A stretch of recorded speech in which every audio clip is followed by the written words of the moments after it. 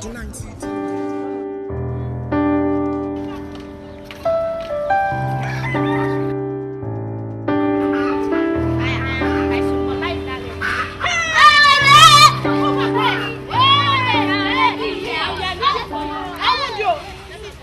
You see now, you are the way. Oh, you see. It's a lie, it's a lie. I do not believe. It's a lie, it's a lie. It's a lie, it's a lie. I do not believe.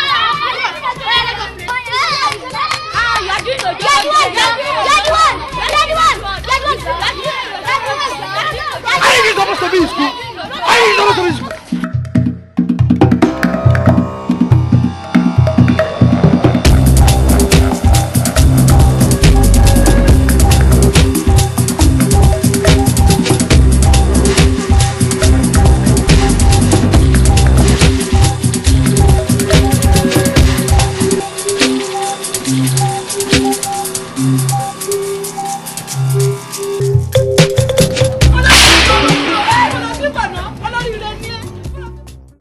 Where are we? I don't know.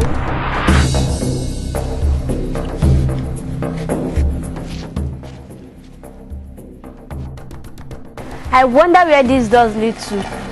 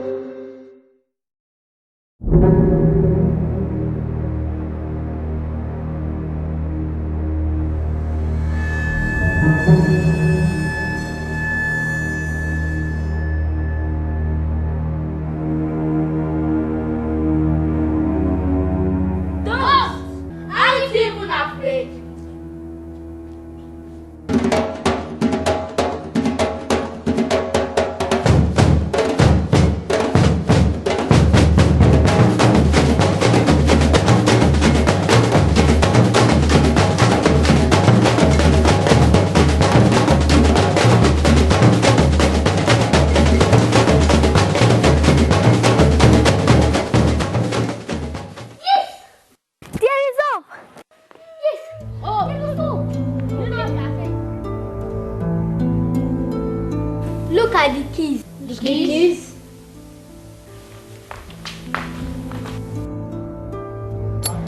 I wonder which key opens which door. I guess it's our choice to make. In November 2006, African Leadership Institute and Leap Africa brought 33 individuals together representing the ethnic, religious, geographic and sectoral diversity of Nigeria. 2 other Africans enriched the group. These individuals, selected through a transparent process and guided by a distinguished advisory board, met in various workshops and subcommittees for 9 months to discuss the future of the largest black nation on earth, imagining the country's future in the year 2025. This movie is aptly named Naija Junction. It situates Nigeria at a crossroad with 4 possible routes to the nation's future in 2025. The routes represent 4 scenarios for Nigeria. They are Perambulator, Shine Your Eye, Jaga Jaga Republic, and We Don't Win. We begin with the first scenario. A wise man said that insanity is doing the same thing over and over again and expecting a different result.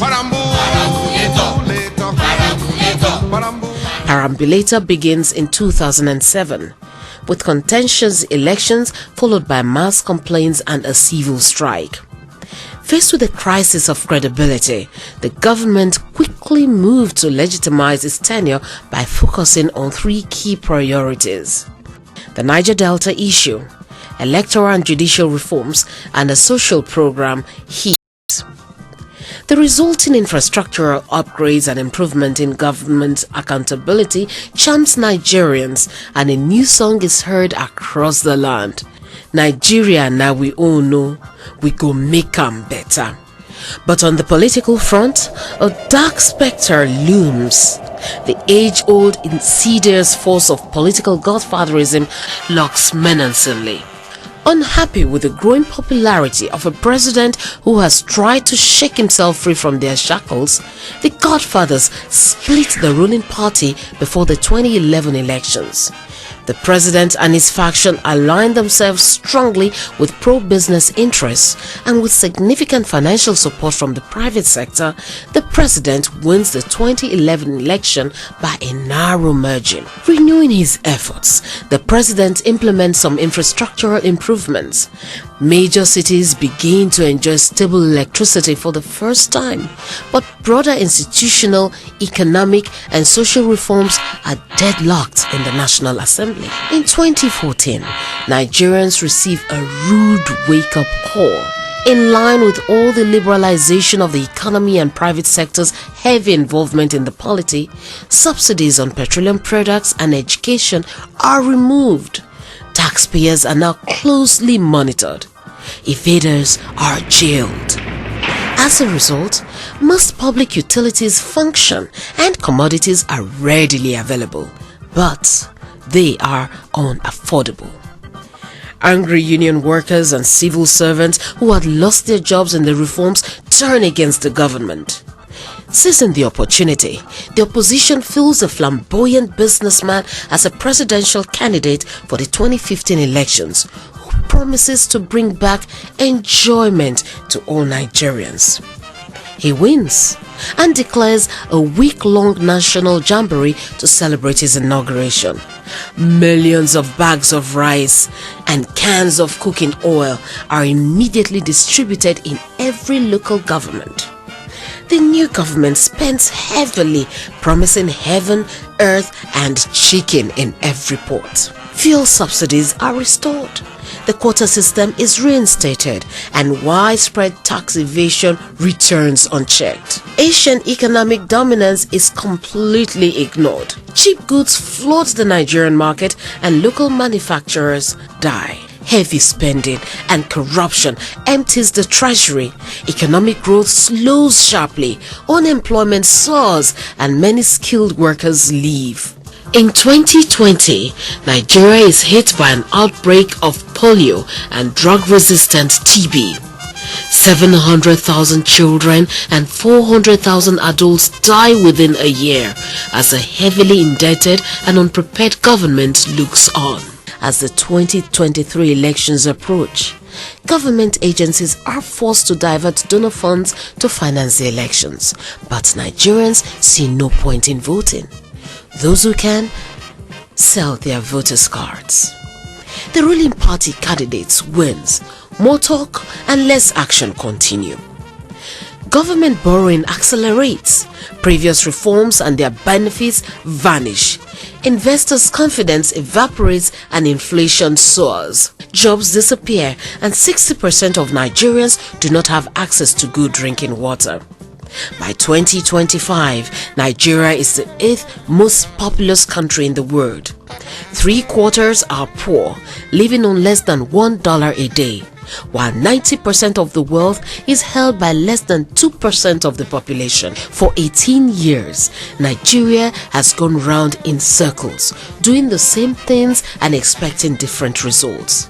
Nigeria progressed, regressed, reprogressed, and re-regressed. Welcome to Perambulator.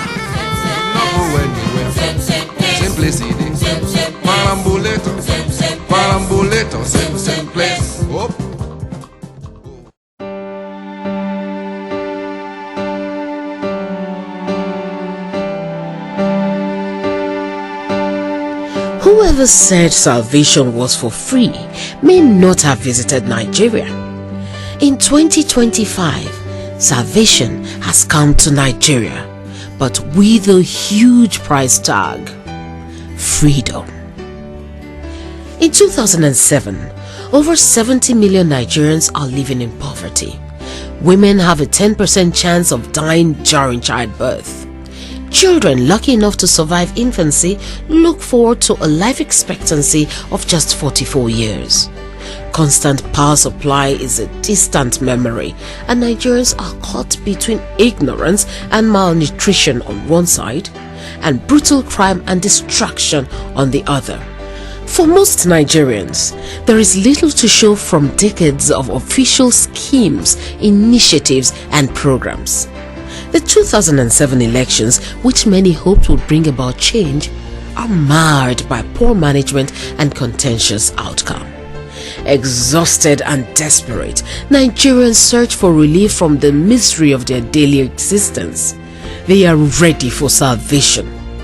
Salvation was delivered, but at a price. In early 2008, the Niger Delta crisis escalates into an all-out open conflict, and there are signs the insurgency could spread to other regions.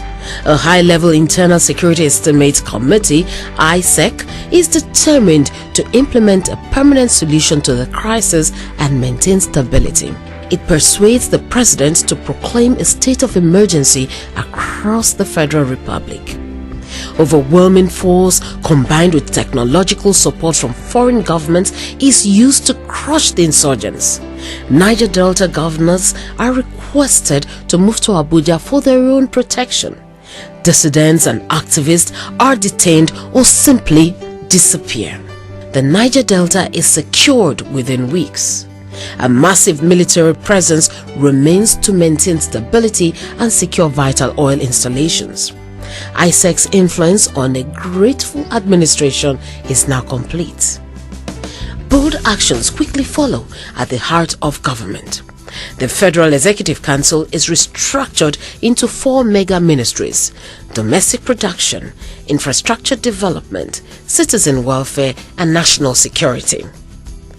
In a first for the African continent, the positions for ministers and directors general are advertised domestically and internationally. The competitive recruitment process produces a competent and energetic cabinet. A core set of strategic reforms is initiated, at the heart of which is the war against ignorance and indiscipline. Why? The arrest of a senior director general for corruption, followed quickly by his trial, conviction, and execution by a wide tribunal, demonstrates the administration's uncompromising attitude towards corruption. The promise to the Nigerian Child Program of 2009 guarantees free health care to nursing mothers and all children under 5. The result is a noticeable reduction in infant and maternal mortality rates by 2011.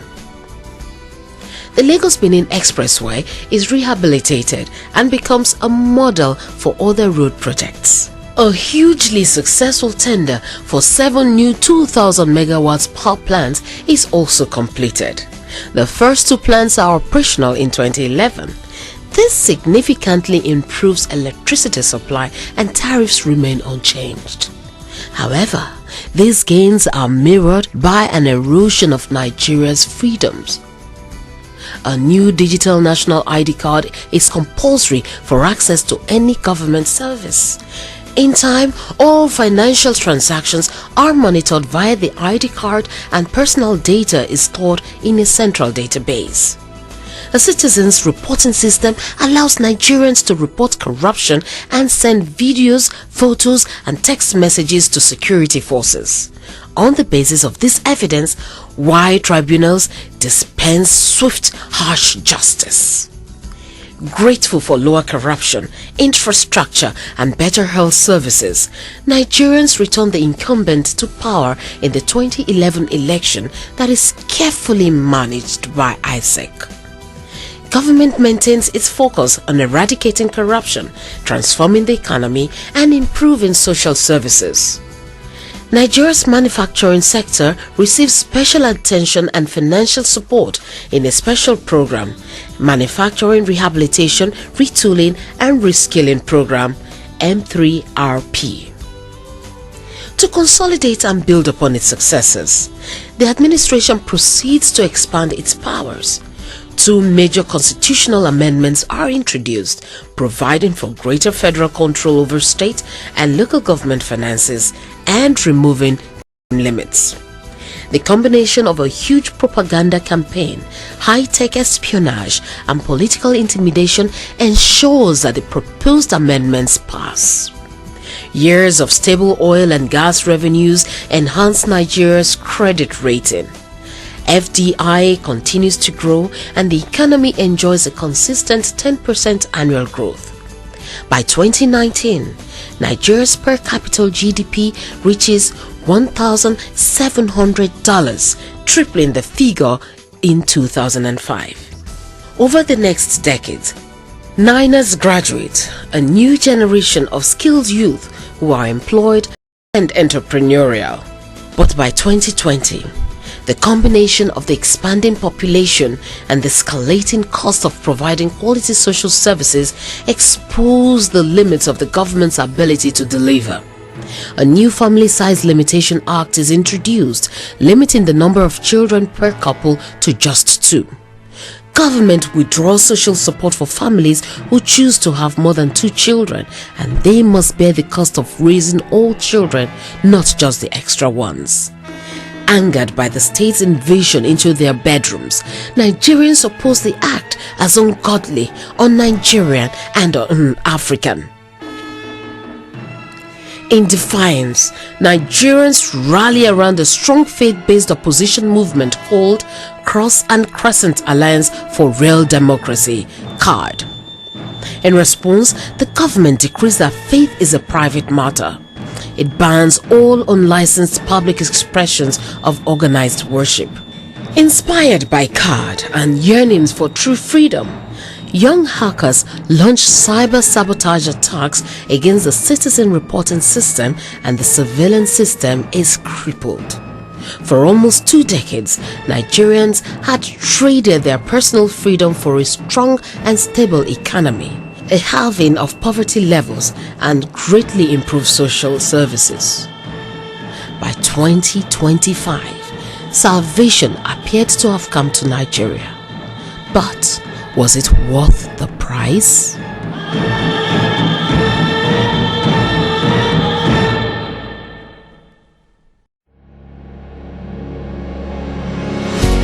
Nigeria jaga jaga, everything scatter scatter. Woman they suffer.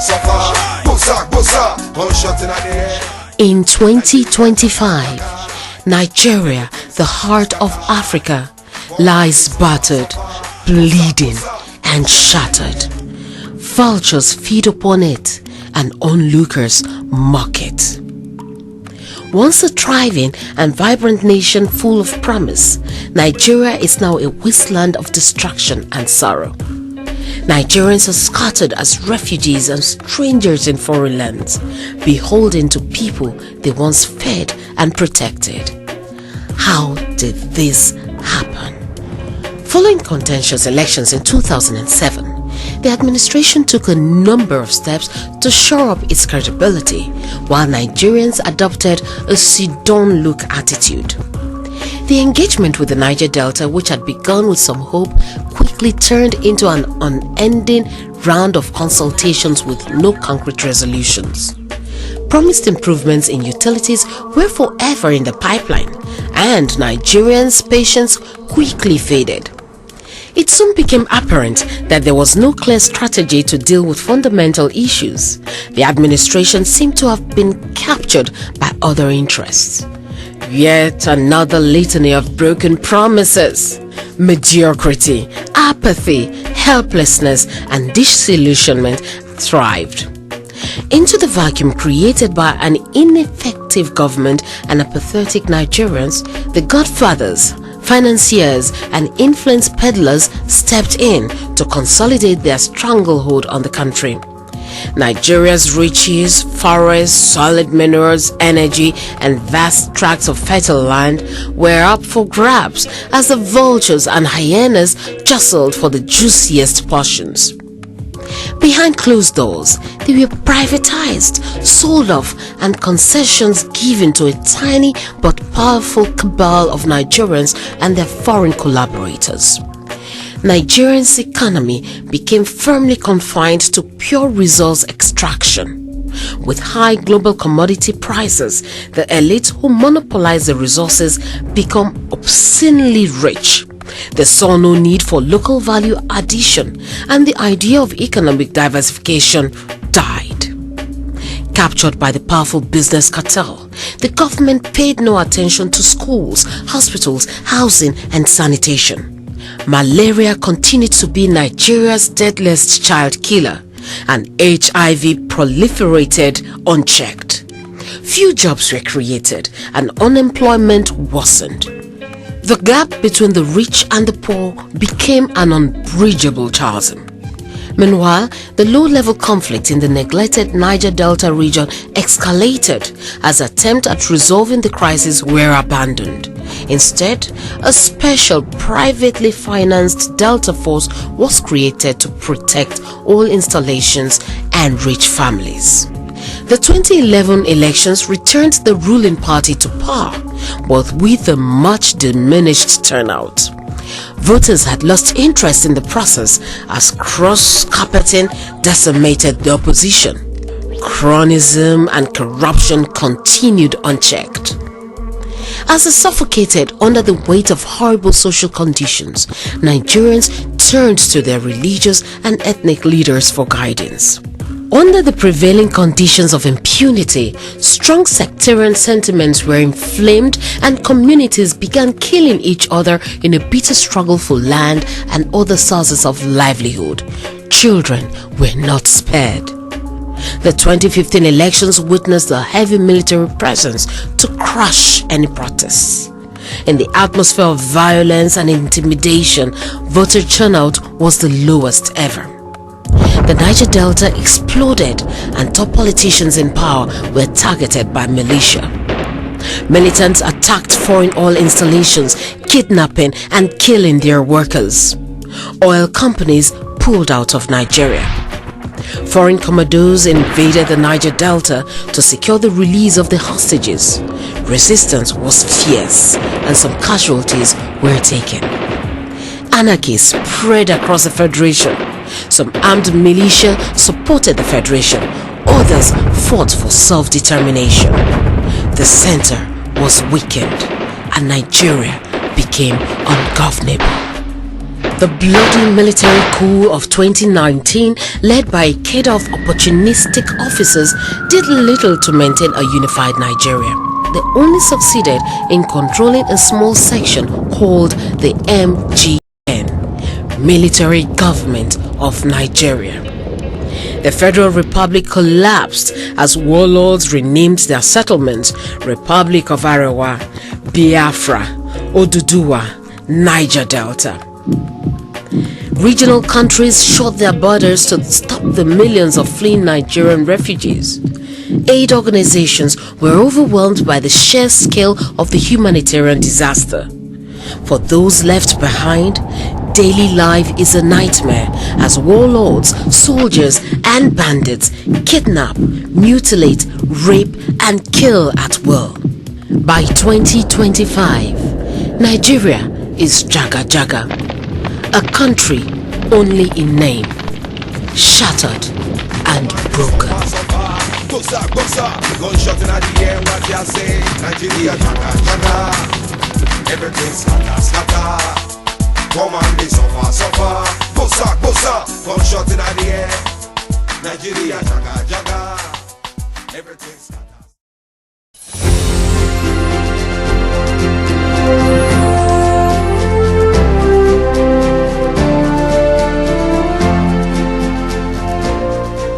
The year is 2025 and the giant of Africa has roused from its slumber. Nigerians are now living the declaration on their coat of arms: unity and faith, peace and progress. By 2025, Nigeria is Africa's largest economy and leader in the G20. It is admired globally for the remarkable progress it has made in just 2 decades, including achieving the MDGs. The road had been rough and strewn with formidable barriers, but Nigerians have learned there is no gain without pain. The journey began during the president's first months in office. His tough stance on corruption and cronyism posed a serious threat to the big men who had expected business as usual.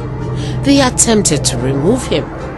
But for the first time in Nigeria's history, men, women, boys and girls came out in droves to demonstrate against an attempt to remove a government that had at last appeared to be working for the people. Shocked by the huge outpouring of popular support for the administration, the big men retreated. Nigerians celebrated the success of their people power. They have seen the potentials for them to shape their future. The possibilities are endless and exciting. It is the dawn of a new era. Emboldened by the massive show of popular support, the government shifts its higher gear with a series of quick strike actions. The first is the swift prosecution of political and financial crimes. By 2008, several former governors, senior officials and collaborators are imprisoned, and a systemic program to eradicate corruption is implemented. The second action is a drive towards strengthening institutions, starting with a corruption-free police force to address security concerns. An overhaul of the benefit package, equipment, training and discipline are agreed and implemented.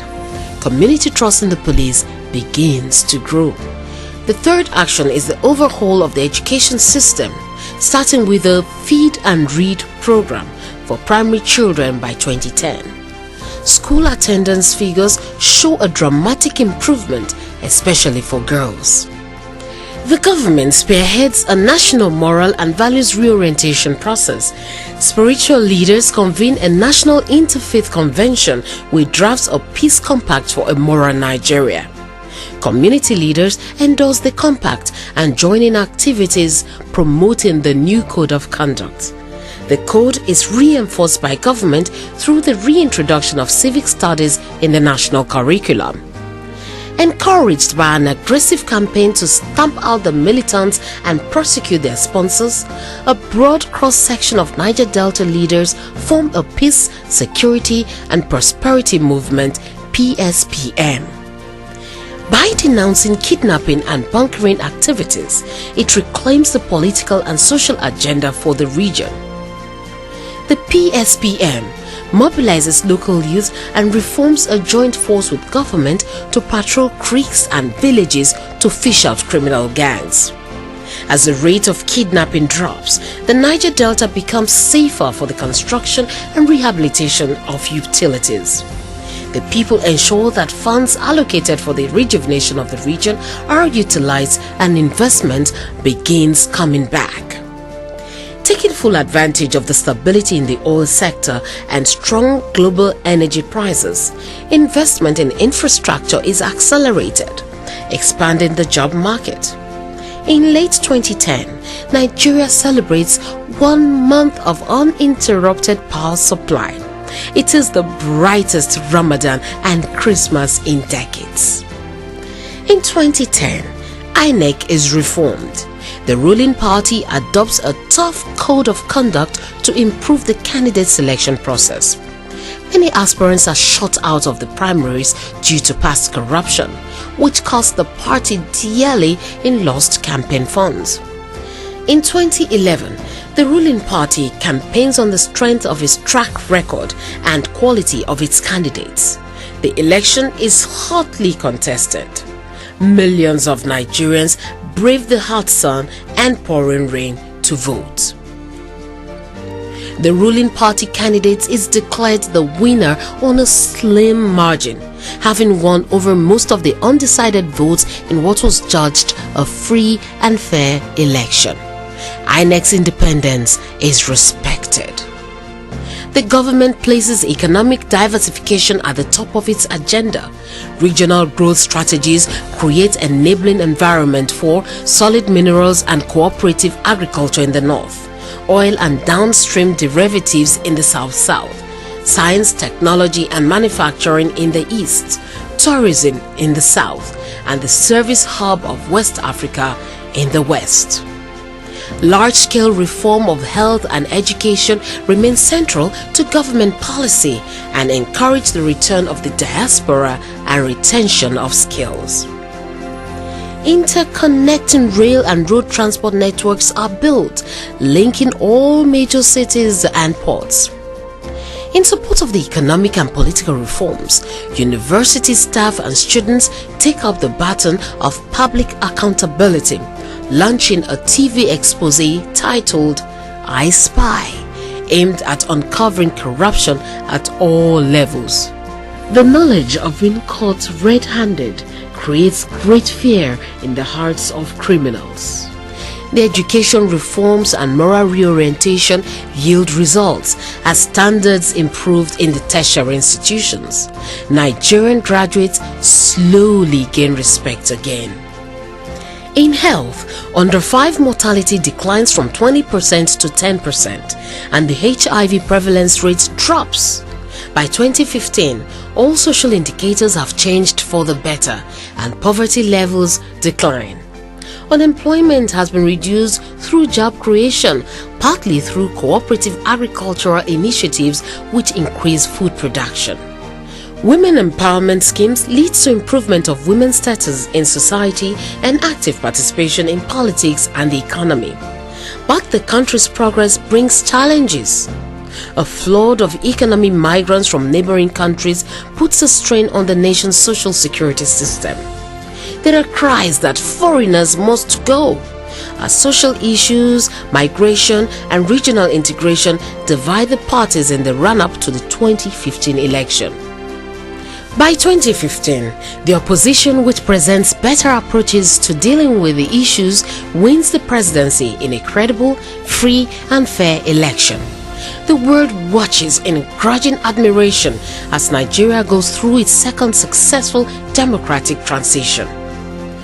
On the strength of the regional growth strategies, the non-oil sector becomes the greatest contributor to revenue earnings. Nigeria becomes the manufacturing hub for West Africa.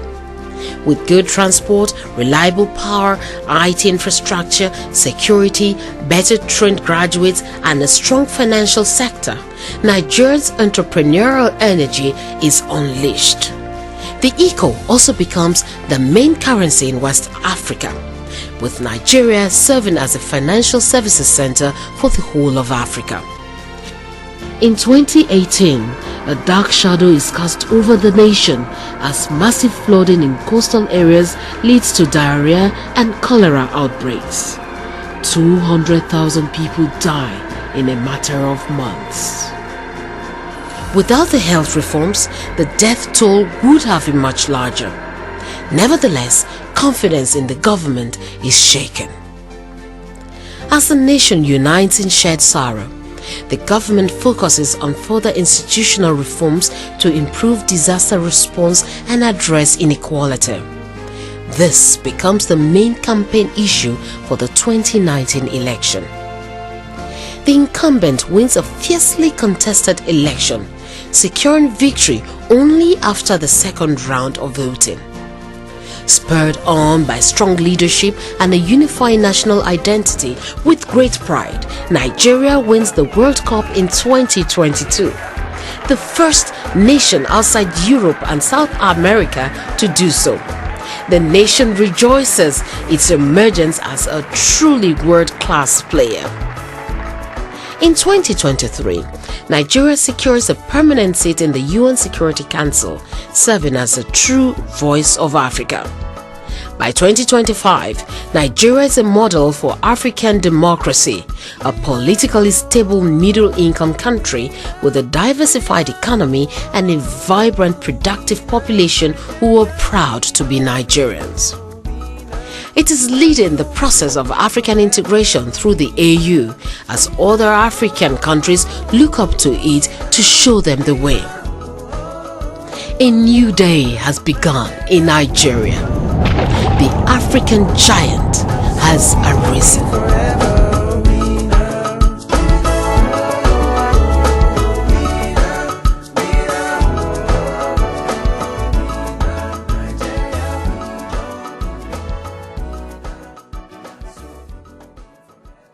We have glimpsed 4 possible futures facing Nigeria between now and 2025. Looking for easy solutions and instant gratification leads us to the perambulator. In desperation, we could forego freedom for prosperity in shine your eye. If we succumb to hopelessness and fatalism, Jaga Jaga beckons. We don't win. It's also possible through commitment, daring, and sacrifice. We are all ultimately responsible for our individual and collective futures, but our collective future, Nigeria's destiny, will be shaped by how we choose to address the following critical issues.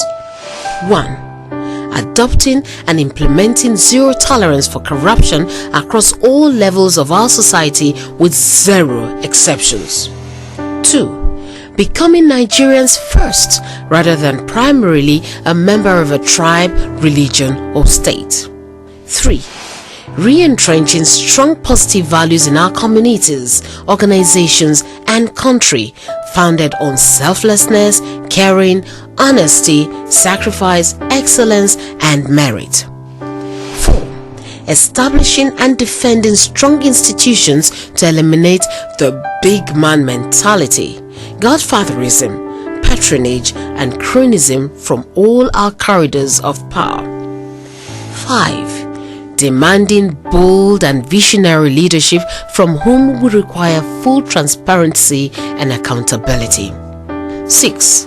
Replacing a debilitating God-day attitude with active and constructive participation in the affairs of our communities and country, with the realization that each and every one of us must lead responsibly from any place we find ourselves. 7. Resolving the Niger Delta crisis quickly, equitably and permanently. 8. Accelerating the diversification of our economy to take advantage of our riches whilst sharing the fruits of our hard work with fairness. 9. Investing in Nigerians through radical reforms in health, education and social safety nets so that we can learn, innovate and compete with the best in the world. 10. Creating a friendly and secure environment for investment whilst always keeping our country's interest in focus.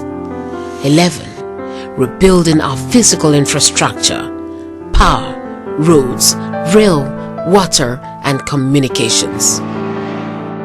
There are 4 routes before us.